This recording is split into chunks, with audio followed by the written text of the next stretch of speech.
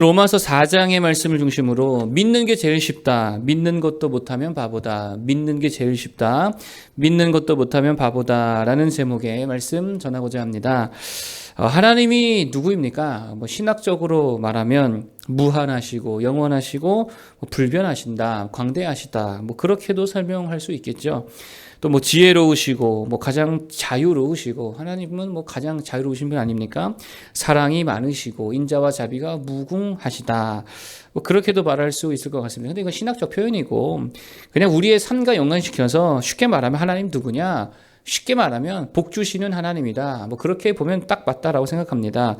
복 주시는 하나님이시다. 복이 뭡니까?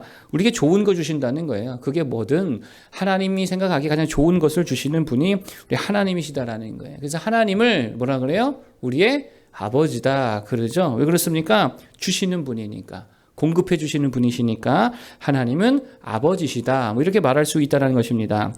그래서 중요한 게 뭐냐면, 그렇기 때문에 신앙은 하나님과의 관계라는 거예요. 신앙은 뭐라고요? 하나님과의 관계라는 거예요. 아버지 되신 하나님과의 관계, 자녀로서 살아가는 거, 하나님 아버지와 자녀된 나의 관계가 되게 중요하지, 단순히 옳고 그름의 문제가 아니라는 거예요. 바르게 살고 그게 신앙생활이 아니라는 거예요. 그건 그냥 도덕일 뿐이죠. 하나님 아버지, 인격적 존재가 되신 하나님 아버지와의 관계가 이게 신앙생활이다라는 것입니다.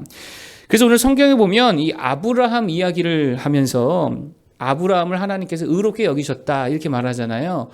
이거 신학적으로 따지고 들으면 되게 어려운 말이 될 수도 있지만, 쉽게 설명하면 의롭다고 여기셨다, 이게 무슨 말이냐? 이건 사실은요, 그가 옳았다, 글렀다, 옳게 여겼다, 이런 의미라기보다는요, 하나님과의 관계 안에 거했다라는 말이에요. 그가 그를 의롭게 여기셨다. 그 말은 하나님과 아브라함의 관계가 온전한 관계가 되었다. 그 말이 의롭게 여기셨다라는 말의 의미라는 것입니다. 의롭게 여김을 받는 모든 자들 되길 바랍니다. 하나님과의 관계가 바르게 돼야지요. 하나님과 단절되는 것이 아니라 연결되어지고 소통되어지고 딱 하나가 되어져서 하나님께 무조건 다 받을 수 있는 모두들을 축복합니다. 그래서 의롭다 여김을 받는 게 되게 중요하다라는 거예요. 왜 그러냐? 그래야 하나님으로부터 다 받기 때문에 응답도 받고 축복도 받고 기회도 받고 능력도 받고, 그 하나님과 관계가 맺어질 때 되는 거 아닙니까? 하나님과 온전하고도 밀접한 관계가 되고 나면 이게 다 받을 수 있다라는 것입니다. 그러면 누가 의롭다함을 얻느냐라고 하는 거예요. 누가 의롭다함을 얻느냐? 누가 하나님과 이 온전한 관계 속에 들어갈 수 있느냐? 그 비결이 뭐냐? 첫 번째는요, 하나님의 은혜라는 거예요. 뭐라고요? 하나님의 은혜라고요. 은혜라는 말은 우리가 의롭게 되는 것이, 우리가 하나님의 자녀가 되고 하나님과의 온전한 관계를 맺을 수 있는 그것이 우리의 행동이나 우리의 열심에 달려있지 않다는 거예요. 그게 은혜로 된다는 말이에요. 전적으로 어디에 달려있느냐? 하나님의 은혜에 달려있더라는 것입니다. 그래서 4절부터 8절 쭉 한번 읽어보겠습니다. 4절부터 8절까지. 쭉 한번 읽어보시면 4절부터 시작.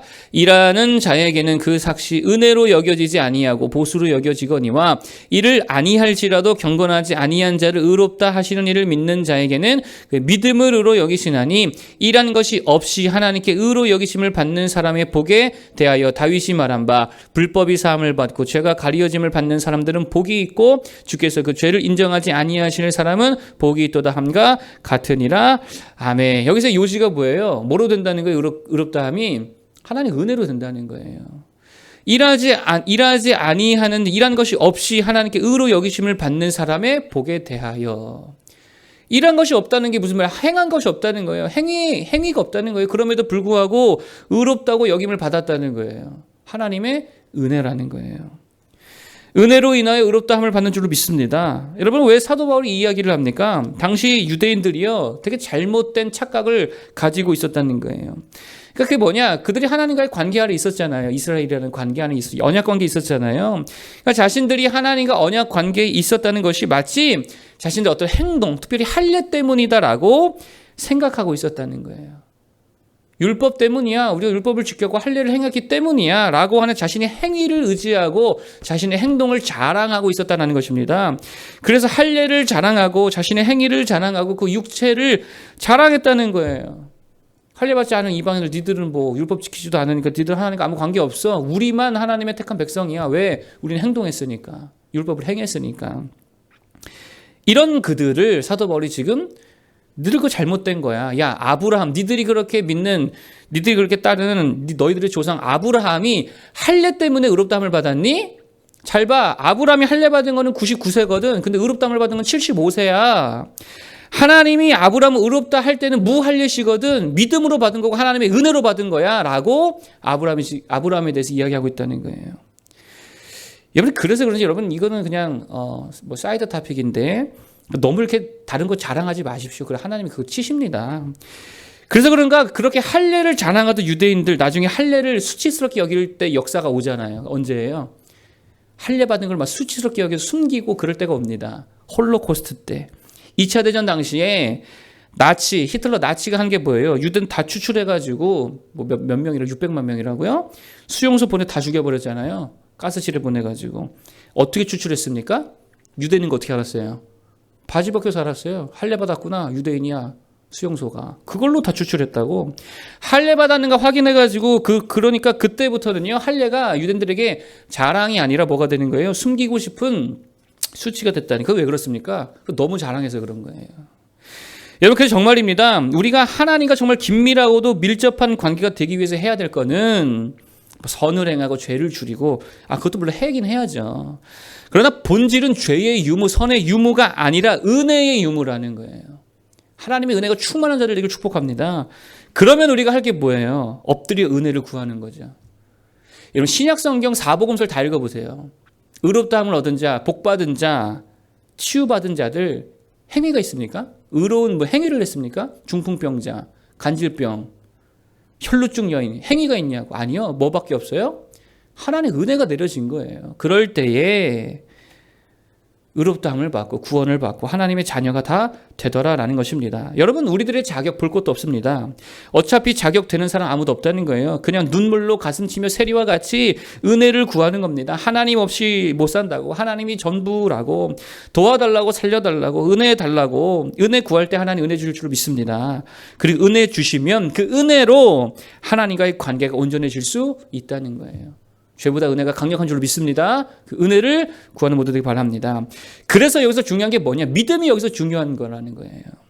이게 두 번째 오늘 토픽인데요. 하나님을 온전히 믿는 자에게, 이 믿는 자에게 하나님은 큰 은혜를 부어주신다는 거예요. 자, 16절이죠.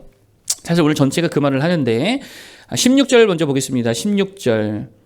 시작. 그러므로 상속자가 되는 그것이 은혜에 속하기 위하여 믿음으로 되나니 이는 그 약속을 모든 후손에게 굳게 하려 하심이라. 율법에 속한 자에게뿐만 아니라 아브라함의 믿음에 속한 자에게도 그러하니 아브라함은 우리 모든 사람의 조상이라. 아멘. 누가 은혜 받는데요? 그 은혜에 속한데요? 믿음으로 되나니. 은혜에 속하기 위하여 믿음으로 되나니. 뭘로 되더라? 믿음으로 된다는 거예요. 그럼 믿음이 뭐냐? 그럼 믿음이 뭡니까? 17절. 믿음이 뭐냐? 17절 시작.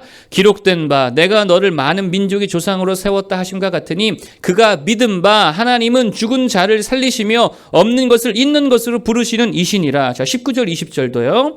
19절 20절 시작. 그가 백세나 되어 자기 몸이 죽은 것 같고 사라의 태가 죽은 것 같음을 알고도 믿음이 약하여지지 아니하고 믿음이 없어 하나님의 약속을 의심하지 않고 믿음으로 견고하여져서 하나님께 영광을 돌리며 아멘. 믿음이 뭐래요? 죽은 자를 살리시며 없는 것을 있는 것으로 부르시는 이를 믿는 것. 다시 말해 상식, 이해, 논리, 합리 그 초월해서 믿는 거. 그게 믿음이라는 거예요. 없는데 어떻게 있게 돼요? 뭔가 재료가 있어야지 있게 되는 거 아닙니까? 없는데 어떻게 있게 되는데 그걸 믿으라는 거예요. 초월하라는 거죠. 상식과 이해를 초월하라는 거예요. 환경, 조건, 상황을 초월해서 믿는 거. 그게 믿음이라고요. 여러분, 우리들의 문제가 뭡니까? 우리들의 문제는 그거 같아요. 믿을 만한 것만 믿어요. 내가 보기에 믿을 만한 것만 믿는 게 문제라니. 가능해 보이는 것만 믿어요. 내 생각에 될 것 같은 것만 믿어요. 그게 문제죠. 근데 아브라함의 믿음이 뭐라고요? 100세 때 아들이 있을 거야. 이거 불가능이잖아요. 될 것 같지 않잖아요. 근데 이거 믿었다고. 왜요? 하나님이 약속하신 거니까. 그러니까 사실은요, 우리가요, 그냥 이렇게 맹신하는 게 중요한 게 아니라, 그냥 무조건 될 거야. 이거 그냥 긍정의 힘을 믿는 그게 중요한 게 아니라 뭘 믿은 거예요? 하나님의 약속을 믿은 거예요. 하나님 약속하지도 않은 것을 될 거라고 믿으면 그건 그 믿음이 아니죠. 착각이죠. 하나님이 약속하신 것이라면 불가능해 보인다 하더라도 100세의 아들을 낳는다는 이야기를 하더라도 그냥 믿었다는 거예요. 그리고 믿을 때에 믿으니까 은혜 받죠. 믿으니까 의롭다함을 받죠. 믿으니까 복을 다 받더라는 거예요. 정말입니다. 그래서 말씀을 그대로 믿는 신앙이 되게 중요한 신앙이라는 거예요. 그래 그대로 믿으십시오. 전에도 말했잖아요. 뭐 오럴 로버츠 목사님이라고 중병에 걸렸죠. 죽어갑니다. 근데 하나님이 주신 말씀이 있었대요. 요한 3서 2절. 사랑하는 자 내 영혼이 잘된 같이 내가 범사에 잘되고 강건하기를 내가 간구하니라. 영혼이 잘되면 그 다음에 뭐가 된다고요? 범사가 되고 강건해진대요. 아, 고침 받는구나. 이거를 수천 번 읽고 암송했다 그러죠. 붙들고 기도했다 그러죠. 그랬더니 병 고침 받고 목사 되어가지고 전 세계 치유 사역하면서 엄청난 사명 감당했다는 거예요.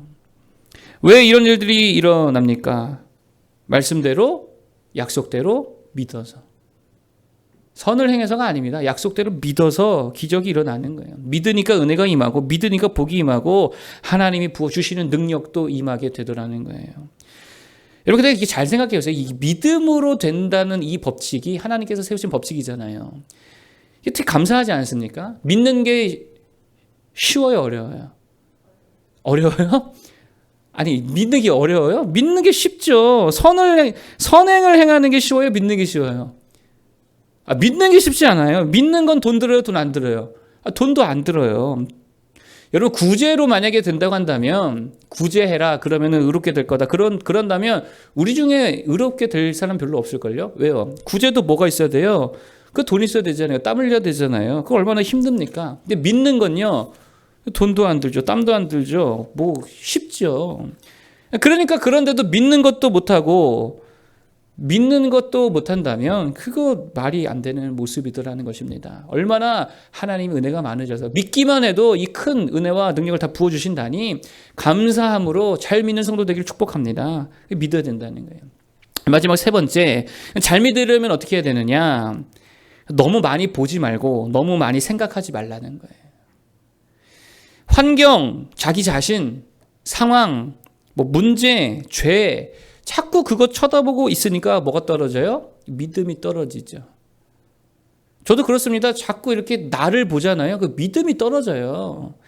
자꾸 고민을 많이 하고 생각을 많이 하잖아요. 이게 믿음이 떨어집니다. 뭐를 많이 해야 됩니까? 생각보다는 기도를 많이 하고 환경 보기보다는 말씀 보고 하나님을 더 많이 봐야 되는 거예요. 믿음의 주요 온전케 하시는 예수를 바라보자. 늘 나만 보니까 믿음이 떨어지죠. 내가 없는 거, 내게 부족한 거, 내 실력, 뭐 내 상황 이것만 보니까 믿음이 떨어지죠. 그거는 그냥 보지 말고 적당히 보고 하나님을 더 바라볼 때에 믿음이 세워질 줄 믿습니다.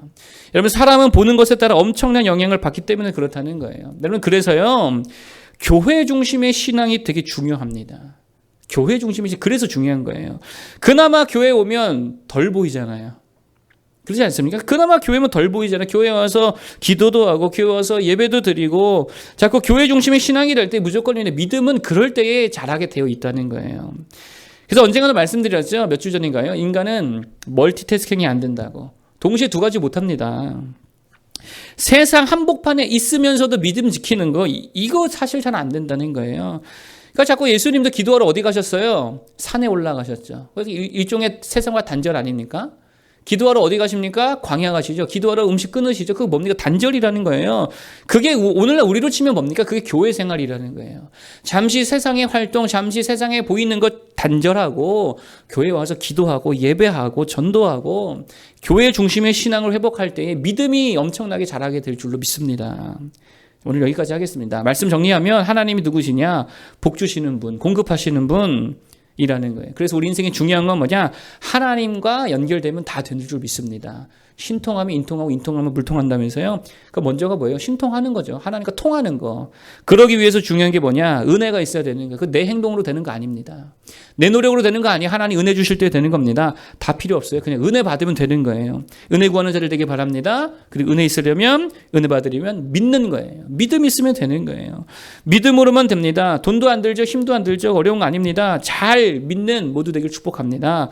세 번째, 잘 믿기 위해는 세상을 덜 보고 덜 생각하라는 거예요. 생각하기보다 기도 더 많이 하고. 환경 볼 시간에 말씀 보고 하나님 바라볼 때에, 믿음의 주 온전케 하신 예수 그리스도 바라볼 때에 무조건이죠. 하나님 만납니다. 하나님이 도와주십니다. 하나님 다 채워주실 줄로 믿습니다. 그렇게 하나님과 연결된 인생 되기를 축복합니다. 기도하겠습니다.